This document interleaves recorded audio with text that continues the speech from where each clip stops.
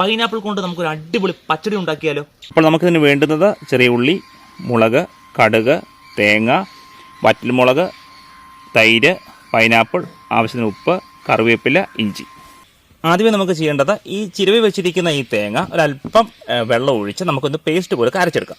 നമ്മൾ ആദ്യമേ ചെയ്യേണ്ടത് ഇതുപോലത്തെ പാത്രത്തിൽ കൈതച്ചക്ക ഇതുപോലെ സ്ലൈസായിട്ട് എടുത്ത് വെക്കുന്നു. അതിലേക്ക് മുളക്, പിന്നെ കറിവേപ്പില, ഇഞ്ചി, പിന്നെ അല്പം ഉപ്പ്, ഇത്രയും കൂടെ വെച്ചിട്ട് നമ്മൾ ഈ ഒരു കൈതച്ചക്ക ഒന്ന് വേവിക്കാൻ വെക്കുകയാണ്. നമ്മൾ ഈ വെന്ത് കഴിഞ്ഞ കൈതച്ചക്കയിനകത്ത് നമ്മൾ ഈ അരച്ച് വെച്ചിരിക്കുന്ന തേങ്ങ നമ്മൾ ചേർത്തു. ശേഷം ഒന്ന് ജസ്റ്റ് തിളയ്ക്കാൻ തുടങ്ങുമ്പോൾ തന്നെ നമ്മൾ വാങ്ങി വെക്കണം. വെന്ത് വാങ്ങി വെച്ച ഈ കൈതച്ചക്കയിലേക്ക് നമ്മൾ 1 കപ്പ് തൈര് ഒഴിച്ച് അത് നന്നായിട്ടൊന്ന് ഇളക്കുക.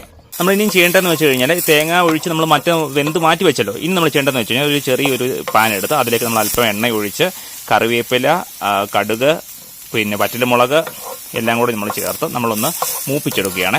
ഒരു ബ്രൗൺ കളറാകുമ്പോൾ നമ്മൾ മാറ്റി വെക്കും. അപ്പോൾ നമ്മൾ കടുക് വറുത്ത് ഇതെല്ലാം കൂടെ നമ്മൾ ഈ ഒരു മിക്സറിനകത്തോട് ചേർത്ത് വെച്ചിട്ടുണ്ട്. ഇളക്കുന്നില്ല, അതൊന്ന് വെയിറ്റ് ചെയ്യുക ഒരു 5 മിനിറ്റ്. അപ്പോൾ നമ്മുടെ പൈനാപ്പിൾ പച്ചടി അടിപൊളി റെഡി ആയിട്ടുണ്ട്. നമുക്കൊന്ന് ടേസ്റ്റ് ചെയ്യാൻ നോക്കാം. അടിപൊളി, നല്ല മധുരം. അപ്പോൾ നിങ്ങൾ ഇതൊന്ന് ട്രൈ ചെയ്യുക. ഇഷ്ടപ്പെട്ടെങ്കിൽ, നിങ്ങൾ വീഡിയോ ഇഷ്ടപ്പെട്ടെങ്കിൽ ലൈക്ക് ചെയ്യുക, സബ്സ്ക്രൈബ് ചെയ്യുക, ഷെയർ ചെയ്യുക. Thank you.